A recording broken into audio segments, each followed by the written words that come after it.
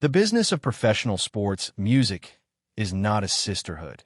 It is a ruthless, blood-soaked, unforgiving arena of hypercapitalism, where you are defined by one absolute, undeniable metric: your market value.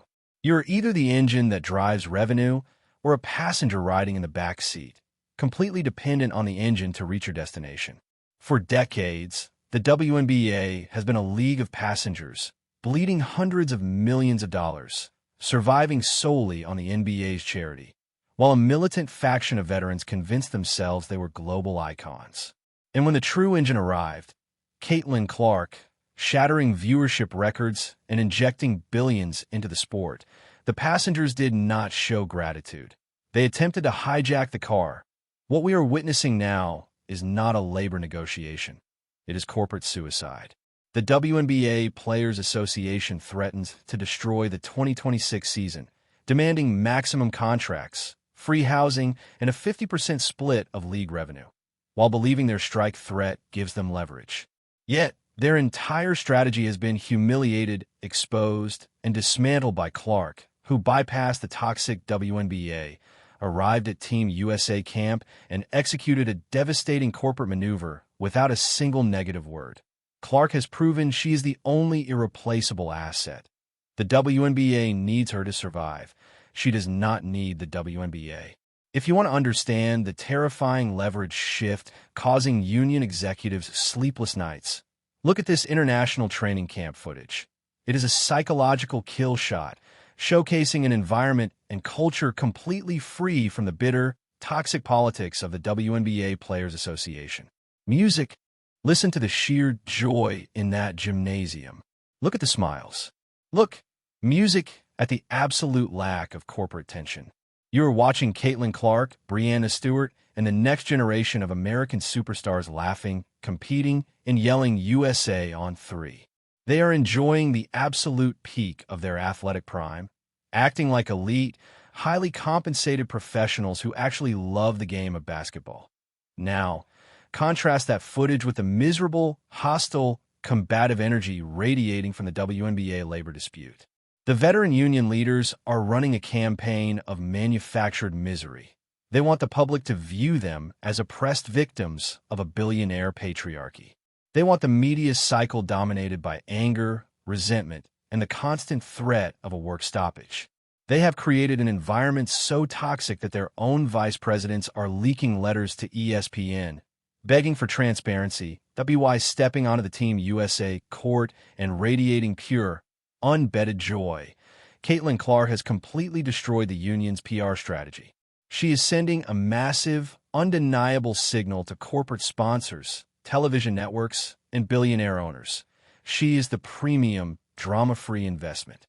While the WNBA leadership looks like a chaotic, disorganized mob fighting music over scraps, Clark looks like the consummate global superstar.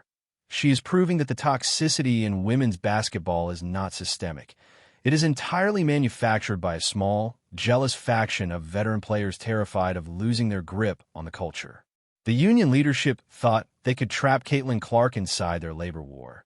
They thought they could use her massive popularity as a human shield to extort the owners. They're kind of doing some drills here. Let's see them cook up for a little bit. Chelsea, no look to Caitlin. Side dribble. Main thing is they're enjoying themselves, man. I love it. Okay, Angel to Stu, easy work. It seems like Caitlin is hanging with Kelsey a lot. Paige always yelling. Paige yelling about anything these days. But Clark simply walked out the back door and stepped onto the biggest international stage on the planet. To fully comprehend the catastrophic miscalculation made by the WNBA Players Union, we have to perform a forensic breakdown of their actual market value. Music. In any corporate negotiation, you cannot successfully bluff a billionaire. You cannot threaten to walk away from the table if the person sitting across from you knows you have absolutely nowhere else to go. The WNBA veterans actually believed they had independent market value.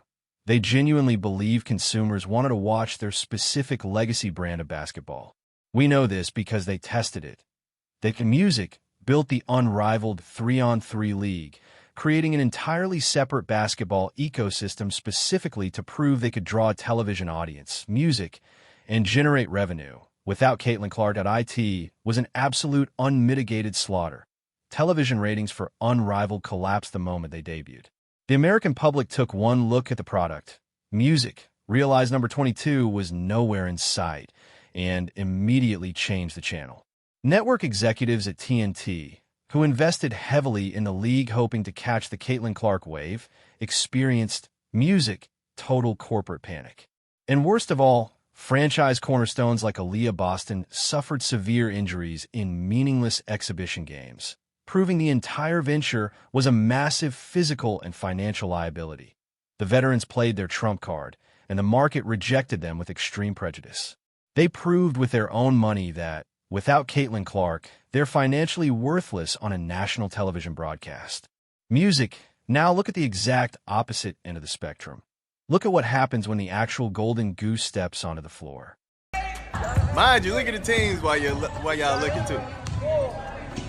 Look, Angel knocking them down, dog. I know it's quick. Caitlin with the game winner. Caitlin with the game winner, dog. Got the stun on him. Come on, man. Caitlin with the game winner. That is the entire business model. That is the product that justifies a $2 billion television deal. That is the magnetic generational talent that commands the attention of the global sports economy. The WNBA owners, Adam Silver, Kathy Engelbert, Joe Tsai, Matt Ishbia, are watching this team USA footage, doing the math.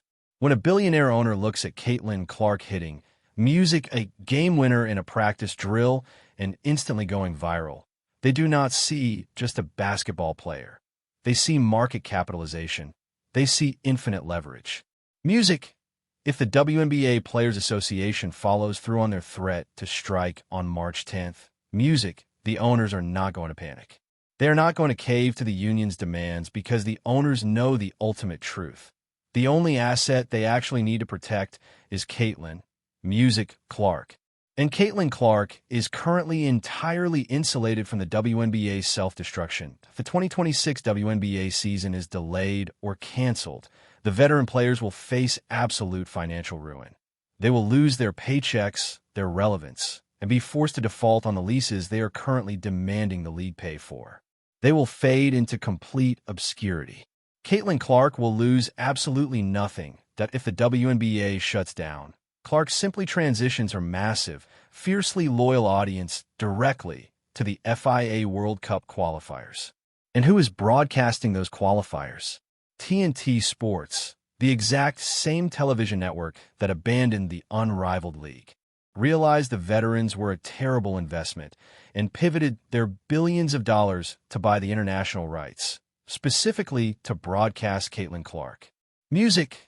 The WNBA union is trying to play high-stakes poker with no chips. They are attempting to extort billionaires while simultaneously being completely exposed as a fraudulent product without their rookie point guard. It is a level of corporate delusion that borders on sheer insanity.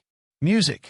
This brings us to the explosive, undeniable reality of why this strike is actually happening.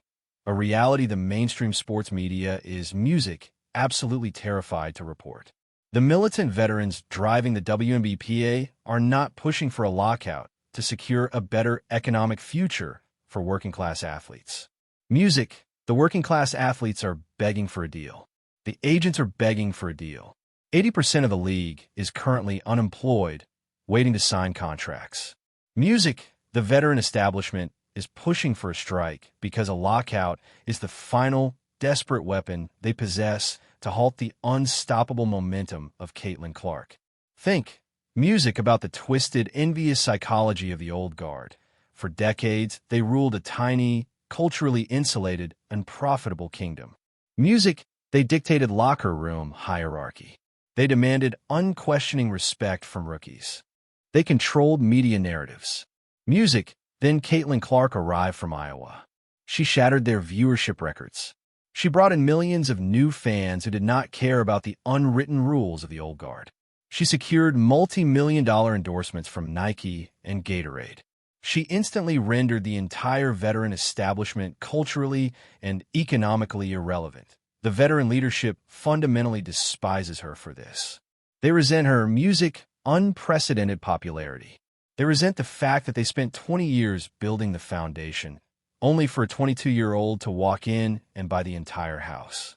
Music, and they're absolutely terrified of what happens when she returns for her second season. Fully healthy, fully rested, completely adapted to the professional game, and ready to dominate the league entirely on her own terms.